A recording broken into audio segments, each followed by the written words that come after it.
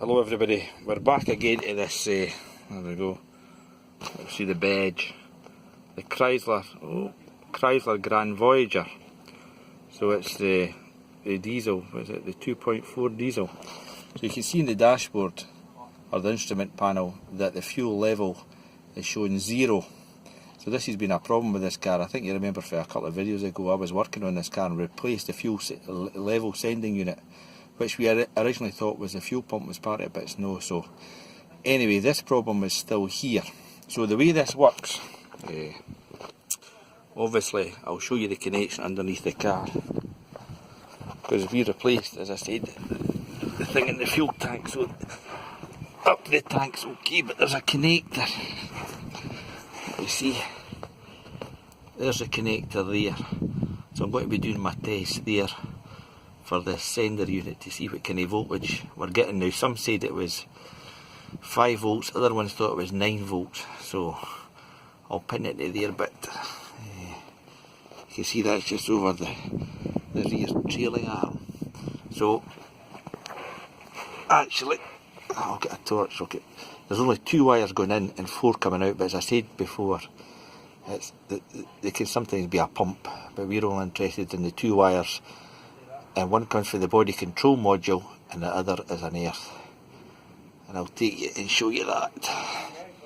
There's ABS sensor connections up there as well. So I've used a little hotel in this, so you can see that I've identified the vehicle.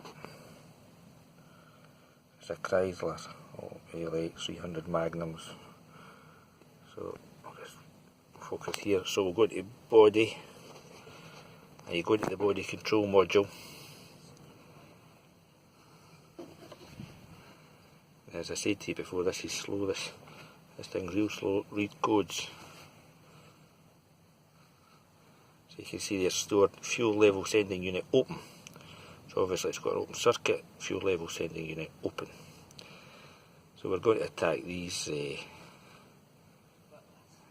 codes here to get this back. Now the way this works is you have, as I showed you underneath, you have the tank, so you've got the sending unit. It comes up, it then talks to the body control module, which I believe is underneath the pedals, either at this side or at the passenger side, and it's the body control module. It then talks to the instrument panel. So there's no point, if you go into the instrument panel, I'll say there's a fault on low voltage and everything like that, so there's no point. The problem is between body control and the rear, the sending unit. So I'll muck about with this and get back to you when I find anything. So I went into live data, and this is quite useful. So you can see the voltage it's putting out there for fuel sensor. You can see fuel sensor 10.2 volts. So that's what I'm saying, that's an open circuit. So if I go to that sensor at the back, I don't think we'll be getting that voltage. And even if we open up that circuit, we should get 10 volts. So I'll put the multimeter on it and we'll see what we get. I'm in here. Put that, I'll just explain this to you. So this is the actual connector with the 2 pins in it. So I've got a ground on one side, but I've not got any voltage on the other. So we're dropping our voltage somewhere. And this is the side that goes into the tank. So I went over the 2 middle pins. And I ohmed it out, so I'm reading 300 ohms, so I think that's about half a tank is within that, so there's nothing wrong. This is the sender bit with the 4 wires, so there's nothing wrong with that. We're getting a reading here. So as I said, we've got an earth there. The earth is on the brown wire, but we've got no voltage on the other wire, so we need to trace that wire back to the body control. Right, oh man, so I don't know if you can see it at the back there, that is the body control module, and I had to go the 3rd plug up. This is difficult. You see my hook probes into it. It's the blue-white wire, so I think it's, if you take these multi-plugs out, the bottom has only got like 4 pins, then the next one has got a green, then the 3rd one up's got a white surround. You can't put them in the wrong place. And I'm into the blue wire, I think that's C20. So you can see there, I've just hooked into that wire. I've come down, so you can see on the scan tool that I've got 10 volts, so it's saying it's an open circuit. So what I've done is I've then got this wire connected into C20. So I just take my test light and I've grounded that. I can't even remember. Just grounded that through my power probe, and I'll just take that and we'll ground that C20 out.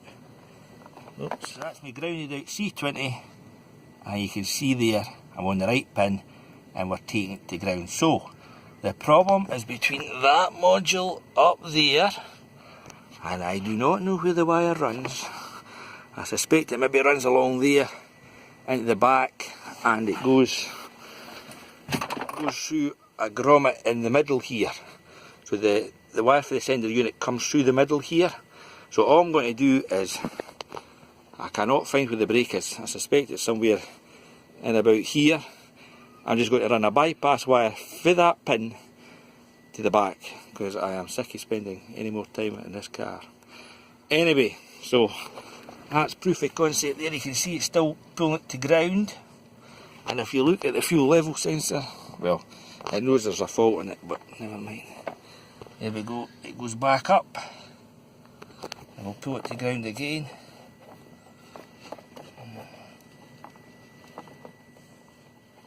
It's the ground, and the sensor just goes up a wee bit. There you go, you can see it. Lights in, but it knows there's a fault in it.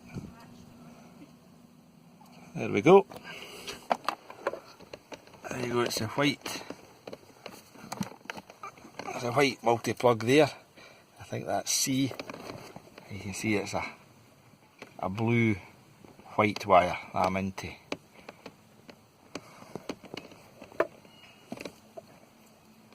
Base man.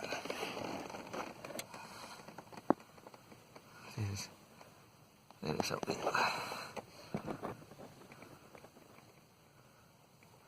Right everybody, I've traced this wire down into here. So you see that blue wire that's sticking out? What I used was this thing I got from Martlin's years ago. So it sends, this little gadget sends a signal up there, so when I press that, you can hear that annoying noise. But if I come down into here, I'll change hands. You can see if I put it onto that wire's good. That wire's good up to there. And if you follow the trunking, goes away underneath this bit here where the seat goes into, because it's a disabled passenger's car. So I wonder if a wire's ever been nicked in there, run along that conduit, because I tried it feeding that device into there and the wire comes up into here, so it seems to be somewhere in here the problem is. So I'll need to solder this up, but I traced it to there, so I've just cut the wire and I've took it under the vehicle and I've made it nice, believe me. And I just go into the sender unit, so I'll need to solder that up there. So if you can go into codes now,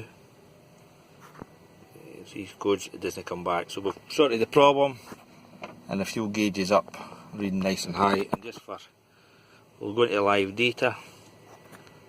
You see that fuel sensor 2.72 volts. So as you remember, we were reading 10 volts here before.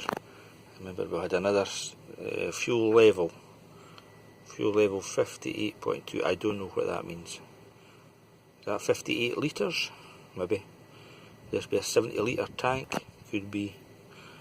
But finally got to the end of it. So when I was at the back there, actually the wire looked a bit corroded, so maybe it's actually just, I don't know, it's where the wiring problem is, but a bypass has done it. That other code's in there anyway, but that's no my problem. So anyway, 2.72 volts when the thing is 3/4 full.